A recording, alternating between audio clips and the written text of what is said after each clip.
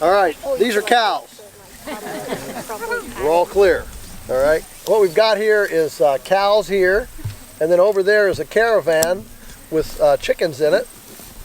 That's a poor boy way to, and you know, one of the strengths of this farm is scavenging.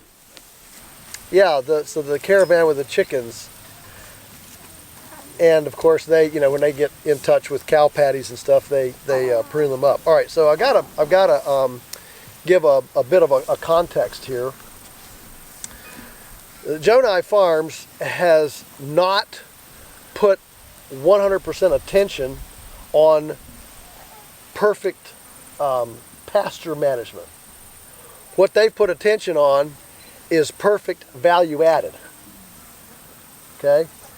And the truth is that in a business, you can't innovate every aspect of the business all at the same time. You have to choose different sectors and say, well, okay, we're gonna you know, innovate here and take our management or take our system to another level. Now we're going to deal here. We're going to take this to the next level. And so, as a strategy, Jonai Farms has not put their number one attention on production management.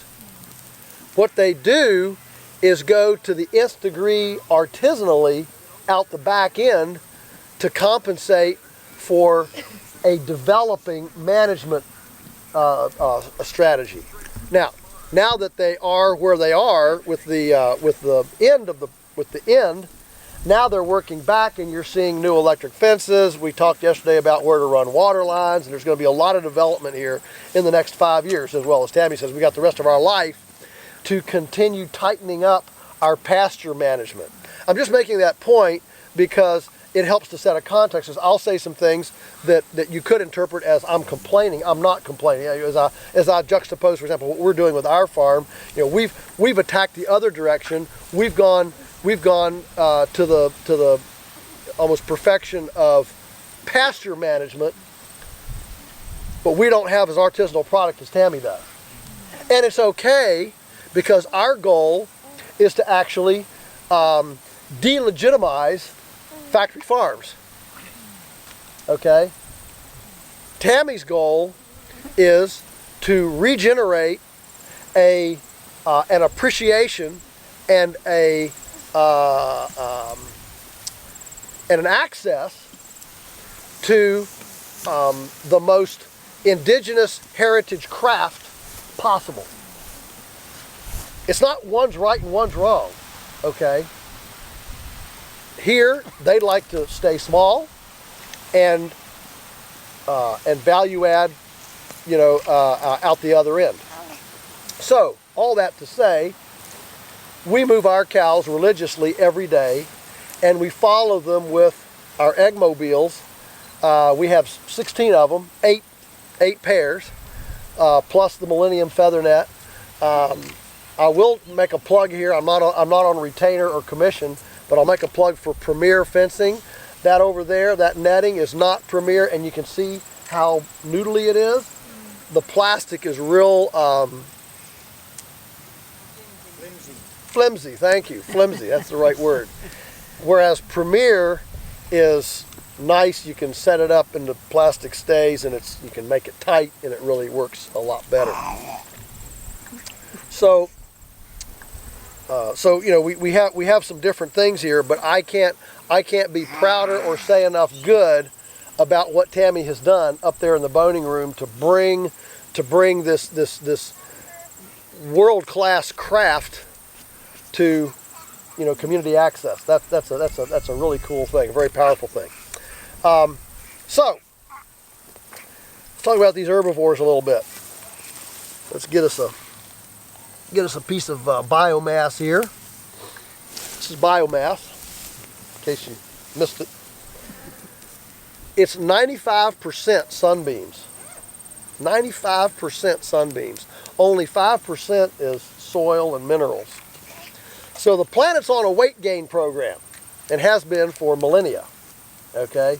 Weight gain program. And so this this is the coolest thing that this plant can reach out and grab sunbeams, and I like the word sunbeams because it's, the stuff of children's poems and mystics and fantasy and all that stuff, all right? So it reaches out and grabs sunbeams, something as esoteric as sunbeams, and turns it into something measurable, physical, fungible, commercial, tradable, all right? Isn't that pretty cool? I mean, it's almost like something out of nothing. But this plant has a problem. It doesn't live forever. It has a really fast metabolism, and it goes through 3 growth stages. So I'll make an S curve here, okay? So it starts slow, and then it really speeds up, and then it goes into senescence. So to help us to understand what that is, I call this down here diaper grass, teenage grass, and nursing home grass, okay? Now this is not a trick question. If our goal is to metabolize as much sunbeams into biomass as possible of those 3 stages, where do we want to plant as much time as possible? Teenage, exactly. Teenage. So just like a viticulturalist would prune a vineyard to stimulate new verdant growth, or an orchardist would prune an apple tree to stimulate new verdant growth, the role of the herbivore, and the reason the planet has so many herbivores, I mean, alpacas and llamas and guinea pigs and zebras and wildebeests and yaks and caribou and reindeer and bison and moose and, right? The reason the planet has so many herbivores is because this biomass needs to be pruned to restart the rapid biomass accumulation cycle. Absent that, it doesn't restart, and it just desiccates and actually exhales all of its carbon. Okay, and I'm belaboring this a little bit because the cow's been kind of demonized recently. She's burping and farting and destroying the polar caps, and we're all going to die because of the cow. And so if we look at herbivores, how do herbivores function around the planet? I mean, if this is the role of the herbivore, how does that happen? Because the fact is that's not happening on most of the domestic livestock on the planet. What we see 3 M's. The first one is they're moving. They don't stay in the same field. They don't stay in the same place. Cows are kind of like me. I'm a very discriminatory ice cream eater. I only eat it if I'm alone or with somebody. And cows have a palatability index too. And so when they eat, when they come into a paddock, they select the ice cream and leave the liver and onions. Now, fortunately, cows don't watch TV. So they're not influenced by advertising, okay? So they know everything they know to be a successful cow, all right? And so when we move them onto a new spot, we prune it, and then we take them away to let this forage go through its teenage growth phase and regrow. If you leave them in the same field all the time, they just keep eating the ice cream plants, and the non-ice cream plants grow unabated, make seeds, and gradually the field moves from high quality to weeds and noxious stuff, okay? So the moving is critical. Then they're mobbed up rather than being spread out over the field. They're mobbed up. And just so you understand, on our farm we would have this number probably in a quarter of this paddock for a day, okay? But I'm just using that to help you understand what we would do. And when they're mobbed up, again, they graze very indiscriminately, non-selectively, and they move across the paddock, and whatever they don't eat, they push onto the soil surface so that the microbiology, the gibberellins and the azotobacter and the actinomycetes, if there's something, a centimeter above the soil surface, that might as well be from here to Sydney for a bacteria, right? So it needs to get it mashed onto the soil surface, which is what the mobbing helps to do.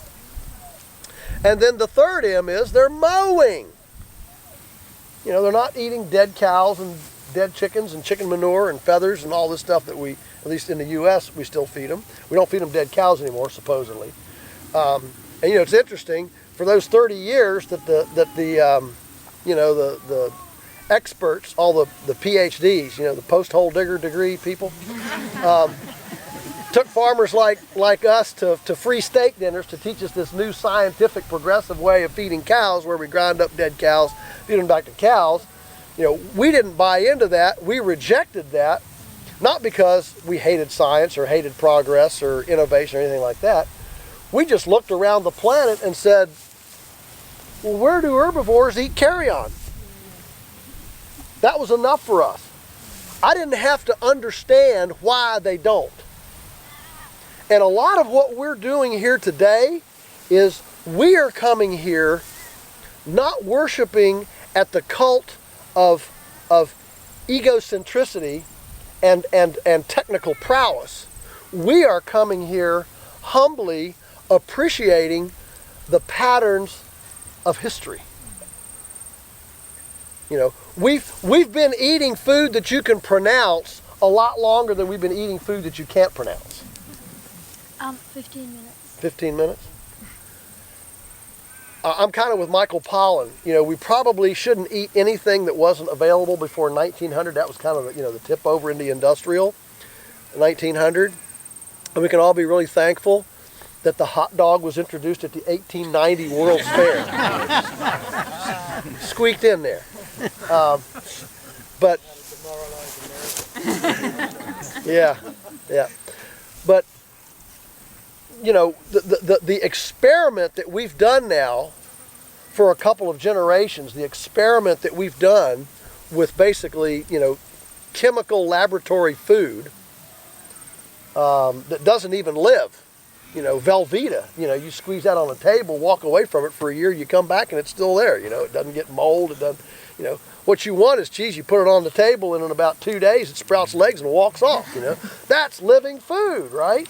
And so we don't have to know all the scientific ins and outs and explanations.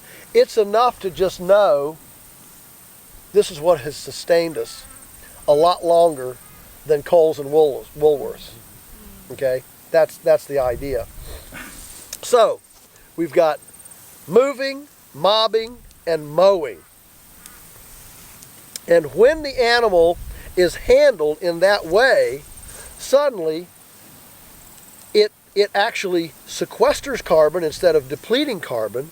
It actually stimulates biomass production. It builds soil. I mean, the reason that all the deep soils on the planet are where they are, they're not under forest, they're not under bushes, they're under perennial grasses with herbivores and with prey and predators running on the grasses.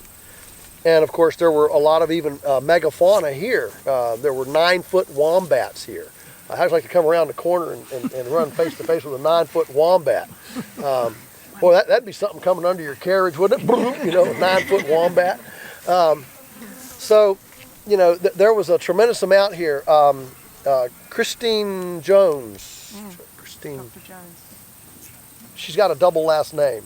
I'll look it up. That's all right. You know who I'm talking about. You're famous agronomist here. She has done a lot of research and learned that in 1820, Australia averaged 20% organic matter. I mean, that'd be like walking on compost, right? That'd be unbelievable. And and what was handling this grass were millions and millions of little marsupials and mice and things. And of course, the Aborigines, they poke a stick on them and fry it on a fire and eat them. And what she says is that that you would come onto a place and there would be, grass this tall, and these things would come through and just literally, mammalian bodies, body to body, and literally graze through and leave it looking like a tilled field behind. It's unbelievable. It's very similar to what we have in the U.S. that the bison did. We had 7 million head herds of bison. And it should give us all pause when we realize that there was actually, and I expect it's the same here, there was actually more food, more nutrition produced here 600 years ago than there is today. That should give us all pause. So the reason the cow has been demonized is because the production model in recent years has become extremely dysfunctional, and this beautiful pruning synergistic choreography has been replaced with a vicious segregated system. It would be like, let's say I'm from Pluto, and I happen to land in the worst classroom with the worst teacher, in the worst school with the worst principal, in the worst school district on the earth. I'll spend a couple days there gathering my data, jump in my saucer and head back to Pluto. What's my report going to be? Man, those guys would be better off if they didn't do any education. Right? Why would I come to that conclusion? Because I was studying a completely dysfunctional system. And that's the database. I wrote an article for Mother Earth News. The title was, "It's hard to study what ain't." And Cowspiracy, the UN Long Shadow, they have not studied the role of herbivores in their integrated synergistic protocol. They have studied them in a very divorced protocol, abdicating their responsibility as healers. And so how we do this, the moving, mobbing, mowing is done with this electric fence. It's portable. So, it could go down there or there or there or wherever. And the portable electric fence is like a steering wheel, and a brake and an accelerator on that four-legged mower. And so just like we would steer a mower around our lawn, we can literally steer that herbivore, that pruner, around the farm to place her at exactly the right place at the right time to fulfill this very, very positive synergistic function. That's the idea here.